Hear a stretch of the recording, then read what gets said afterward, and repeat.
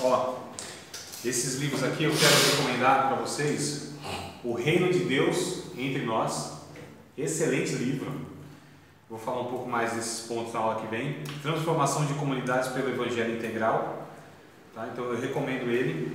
Esse aqui são dois autores, e um desses, autor, é justamente esse aqui, ó, Maurício Cunha, O Reino de Deus e a Transformação Social, Fundamentos, Princípios e Ferramentas. Vai lidar também com a questão da igreja e sociedade.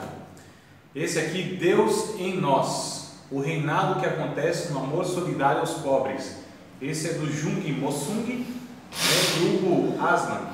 Então, editora Paulus, muito bom também. Recomendo esses três aqui para o ponto que nós vamos tratar daqui para frente, ou da aula que vem para frente, né? E esses dois livros aqui é o que a gente tem falado, as 9 marcas da igreja, de uma igreja saudável e igreja intencional, tá? Os dois de Mark Dever, né? 9 marcas se tornou quase que um ministério, né? Então ele escreve bem nessa linha mesmo, na questão da eclesiologia. Esses livros aqui excelentes, se vocês puderem depois adquirir, coloca na lista aí. Isso. Depois o professor passa de isso, valores dessas coisas pra gente. Tudo bem, passo lá e se puderem adquirir vai ser uma bênção.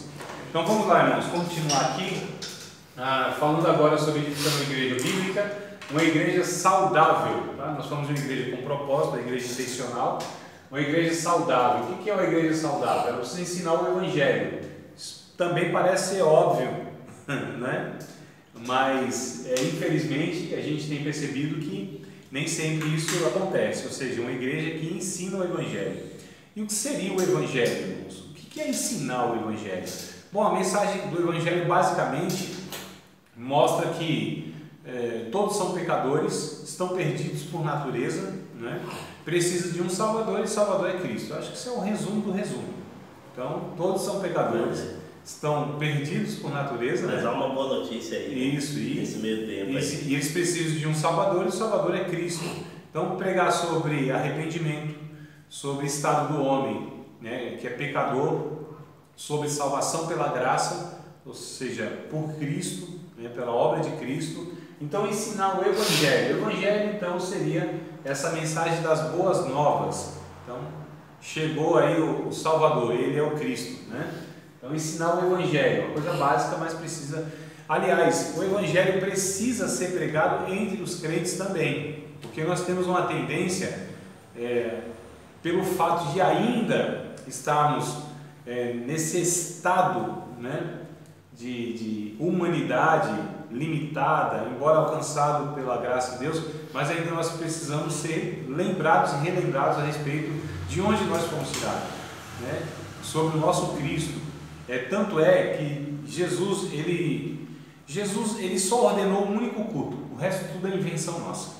Eu não estou nem falando que é tudo ruim não, tá, irmão? Mas assim, instituído por Jesus só um culto, que é o culto de ceia, né? Que é um culto que tem cunho, a gente chama de culto memorial, ou seja, aquele culto que a gente faz em memória de Cristo. Ele diz, ó, fazer todas as vezes isso em memória de mim. Então, culto memorial, né? É o único culto que Jesus deixou estabelecido que nós devemos fazer, o único. O resto tudo é elaboração nossa. Algumas coisas boas, outras coisas ruins.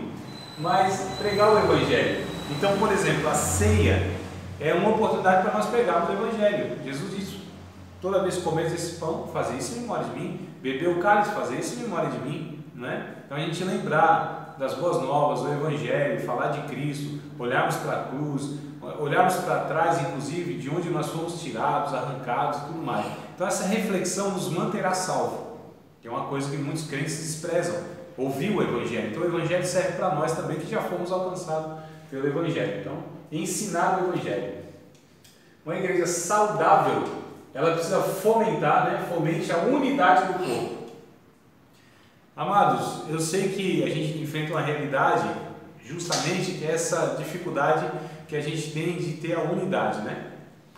Existe uma complexidade muito grande na igreja, porque é constituído de diversas pessoas, histórias diferentes, tem ditado diz cada cabeça uma sentença, né? Não só isso, mas nós temos faixas etárias diferentes, nós temos anciãos, nós temos jovens, nós temos crianças, Nós temos pessoas com maturidade diferente, embora tenham a mesma idade. Então, assim, é um desafio enorme. É só o Espírito Santo mesmo para dar conta desse negócio. Mas, enquanto é da nossa alçada, a gente precisa fomentar essa unidade do corpo. Paulo, ele vai dizer lá em Efésios capítulo 4, verso 1, me parece que até o verso 5 ou verso 6, sobre essa realidade, né? Ele diz que existe uma unidade da fé. Olha que coisa interessante. Deus jamais exige de ninguém, de nenhuma igreja local, a uniformidade. Não é isso que a gente está falando. Está falando de unidade. Unidade é uma coisa, uniformidade é outra. Uniformidade é impossível, cada um tem uma história, peculiaridade e etc e tal. Mas Paulo vai falar, olha, o vínculo aí, né? O vínculo da perfeição, você pode ler, Davi, acho que é do 1 ao 5. 4, do 1 ao 5, né? Isso, capítulo 4 de Efésios, verso 1 ao 5. Rogo-vos, pois, eu, o prisioneiro no Senhor, que andeis de modo digno da vocação a que fossem chamados, com toda a humildade e mansidão, com longanimidade, suportando-vos uns aos outros em amor, esforçando-vos diligentemente por preservar a unidade do Espírito no vínculo da paz. Há somente um corpo e um Espírito, como também fossem chamados numa só esperança da vossa vocação. Há um só Senhor, uma só fé, um só batismo, um só Deus e Pai de todos, o qual é sobre todos, age por meio de todos e está em todos. Isso, é do 1 ao 4, 6. 1 ao 6. Então a gente percebe que Paulo ele está dando uma recomendação à igreja, né? A gente precisa entender que essas cartas elas são direcionadas à igreja. E aí Paulo vai falar sobre fomentar a unidade do corpo. Então a gente precisa ter uma igreja saudável que fomente isso, que promova isso, né? Que crie maneiras de uma convivência onde isso vai ser construído. Irmãos, o que acontece é o seguinte: é impossível que uma igreja não tenha desavença, dificuldades, opiniões divergentes. A questão é que essas coisas precisam ser trabalhadas. Como se trabalha com isso? Se trabalha caráter, se trabalha podando pela raiz, quando, por exemplo, nós valoramos pecado, nós colocamos escala de pecado. E me parece que para muitos de nós, por exemplo, a fofoca, a maledicência, a calúnia, a difamação, parece que essas coisas não são pecados graves, mas são muito graves, porque isso vai corroendo a saúde do corpo, né? Então, tanto Provérbios quanto o próprio Paulo vai dizendo em Corinto. Deus condena a sétima e abomina que a contenda entre os irmãos. Isso, aquele que promove, né, contenda entre os irmãos, semeia contenda entre os irmãos. Então Paulo vai trabalhando isso também em diversas cartas do Novo Testamento. Ele vai falando sobre esse perigo da maledicência, de irmãos, né, fomentar contra o outro também, difamação e tudo mais. Então isso precisa ser combatido quando haver essa situação, isso precisa ser tratado. As coisas não podem ser tratadas como assim, não, isso aqui não tem importância. Essas coisas precisam ser combatidas na raiz, irmãos, tá? A gente precisa promover a unidade do corpo, ensinar sobre perdão, né? Amados, se a gente vive em dois, um casal, não é fácil, não é não? Um fere o outro, fizeram votos de amor, de respeito, de cuidado, diante de tantas testemunhas, e mesmo assim a gente se ofende, se machuca e tudo mais. Imagina no meio de 100 pessoas, 200, 300 pessoas. Então é inevitável que não haja, mas havendo isso, é preciso que o Espírito Santo ache nos corações dessas pessoas lugar para que essas pessoas se perdoem umas às outras. É isso que Paulo vai ensinando, né? Perdoando uns aos outros em amor, levar as cargas uns dos outros, orem uns pelos outros. Então a gente precisa, como igreja saudável, fomentar a unidade do corpo. Que não haja essas questões de divisões no corpo, né? Essas questões onde um, de alguma maneira, pensa que pode ofender o outro. Não pode, irmão. Ninguém pode ofender ninguém. A igreja não é um local de ferida, pelo contrário, é um local de cura, terapêutico, onde as pessoas vão para ser tratadas, embora a Bíblia também fala em Provérbios que ferro com ferro se afia. Então é inevitável o atrito, né? O conflito, ele é natural no processo de relacionamento. O danoso é o confronto, onde um tenta anular o outro. Aí que é o problema. A gente precisa tratar isso aí, tá? Fomentar a unidade do corpo. evitar entretenimento. Então, a igreja saudável, ela não promove entretenimento. Há eventos que são eventos propositais, intencionais, aquilo que é edificante. Então, por exemplo, bom, no outro ponto lá que eu vou falar sobre a igreja relevante, né? É outro ponto sobre promover seminários e tal. Mas evitar entretenimento são aqueles ajuntamentos sem propósito nenhum, né? Sem edificação nenhuma. Acabou aquilo e ninguém foi edificado, pessoas não foram salvas, gente não cresceu na fé, não se reuniu para uma melhora, se reuniu por se reunir. É a reunião pela reunião, né? É o evento pelo evento, é o ajuntamento pelo ajuntamento.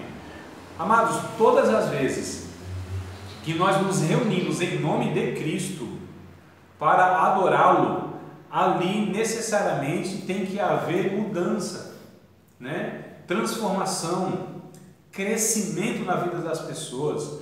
O Espírito Santo, onde ele está atuando no meio desse ajuntamento, é necessário que haja essas coisas. Então, assim, você reuniu um bocado de gente, fez um movimento enorme. É interessante que avivamento confunde-se muito com movimento, né? Então tem uma ilustração que mostra dois movimentos. Os dois é o vento.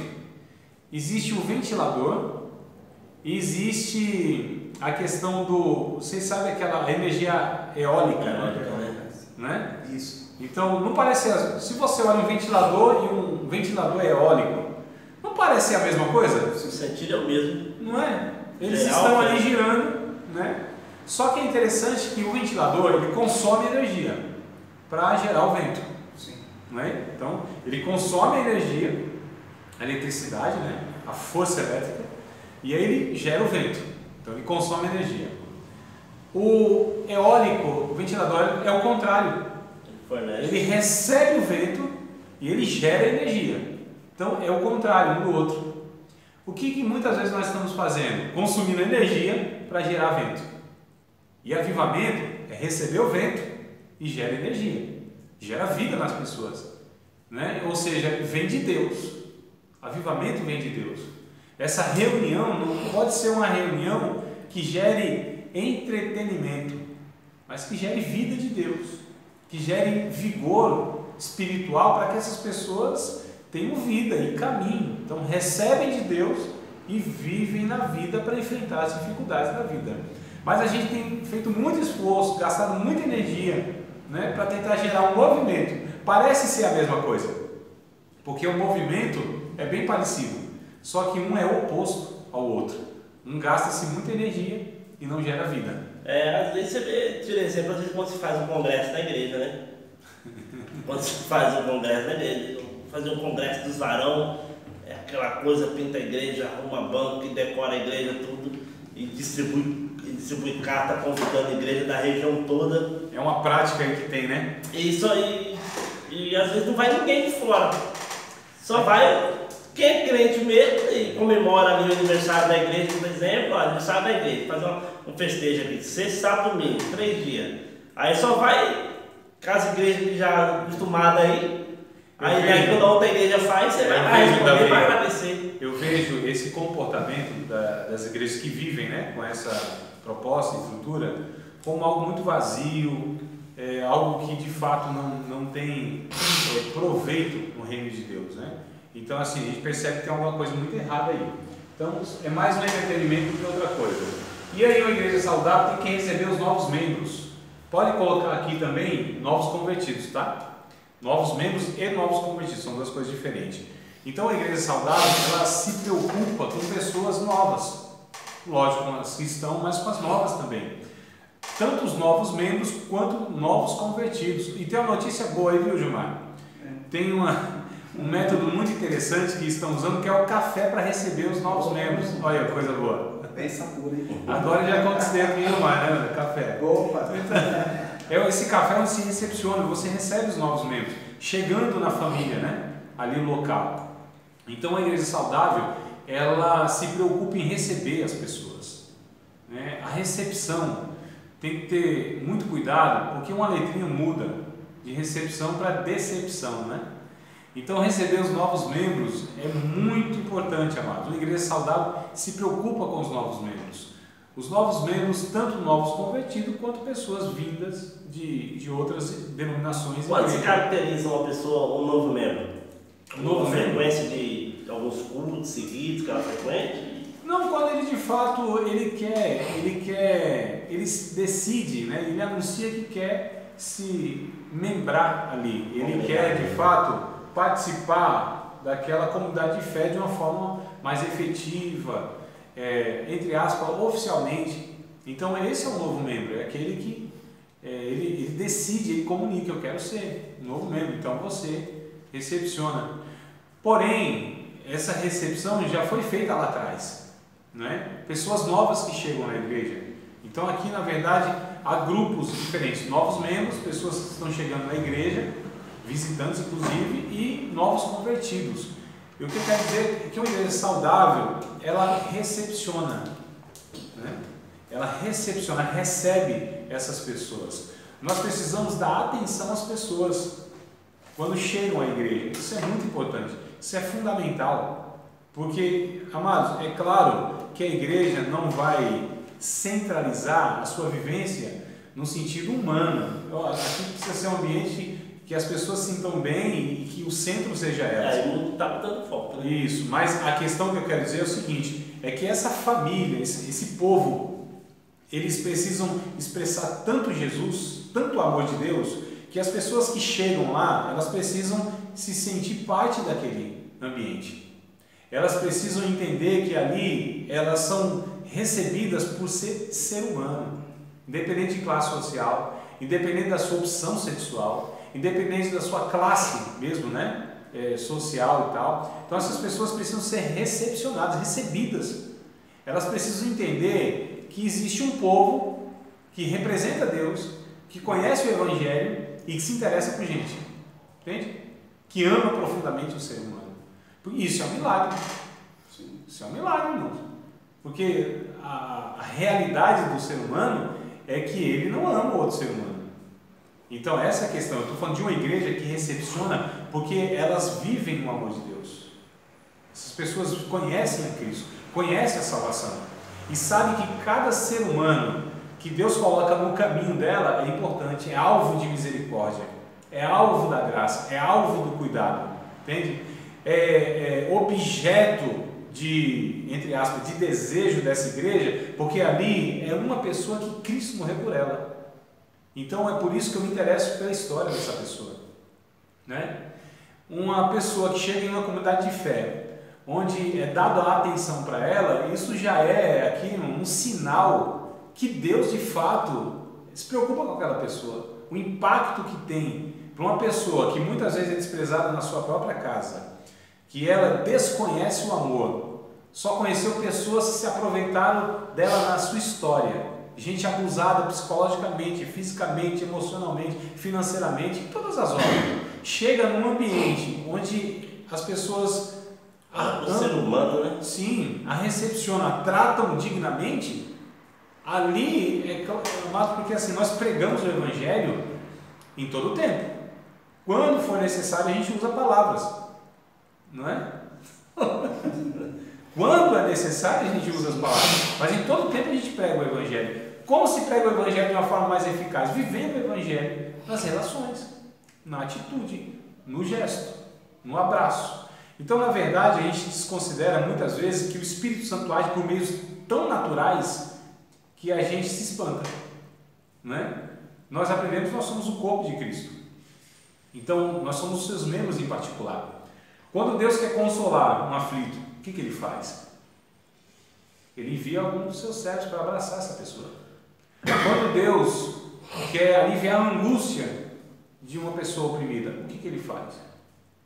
O seu Espírito usa o ouvido de um servo dele para ouvir essa pessoa. E assim por diante. Quando Deus quer curar uma pessoa, qual é a recomendação bíblica? Porque o Espírito Santo pode fazer isso em nós muito bem, pode ir lá e curar e acabou. Mas o que a Bíblia recomenda? Põe as mãos sobre ela, né? Então, quando eu estendo as mãos sobre uma pessoa enferma e ali invoco o nome de Jesus, e ali ora em nome do Senhor Jesus, é como que se o braço de Deus, a gente chama isso de ação dinâmica do Espírito Santo. Quando eu estendo as minhas mãos, é o Espírito Santo com as suas mãos, entre aspas, com as suas mãos sobre a minha, curando aquela pessoa. Então Deus quer usar o seu corpo, que é a sua igreja, para alcançar outras pessoas. É nesse sentido. Então a gente precisa, amado, ser uma igreja saudável, que traga cura e não ferida. Porque a religião, quando fere, fere de verdade. A Bíblia diz que é mais fácil você ganhar uma cidade murada do que um irmão ofendido. Olha só, a religião é o instrumento mais eficaz de Satanás para afastar as pessoas de Deus e para ferir as pessoas, ofender as pessoas. Sabe por quê? Na cabeça das pessoas, por que elas, entre aspas, vão à igreja? Elas entendem que ali Deus está, não é? Então elas já foram em todos os locais, em todos os lugares, em todas as possibilidades. A última instância de esperança do ser humano, o reduto de esperança do ser humano, é a igreja. Porque eles entendem que ali é o povo de Deus, ali é gente boa. Né? Parceira. Então o que acontece? Quando chega lá, a última instância de esperança, a pessoa vai lá e é decepcionada, a pessoa é maltratada, a pessoa lá não enxerga o amor de Cristo, o que resta para essa pessoa? O abismo. Resta a perdição eterna. Se entregar à sua angústia. É o que resta para essa pessoa. Então é muito sério, porque nós estamos falando de igreja no sentido de representantes de Deus. Não é? Gente que está levando a cura, curados para curar. Então esse é o ponto. Tem alguma pergunta fácil e rápida? Não? Tá bom.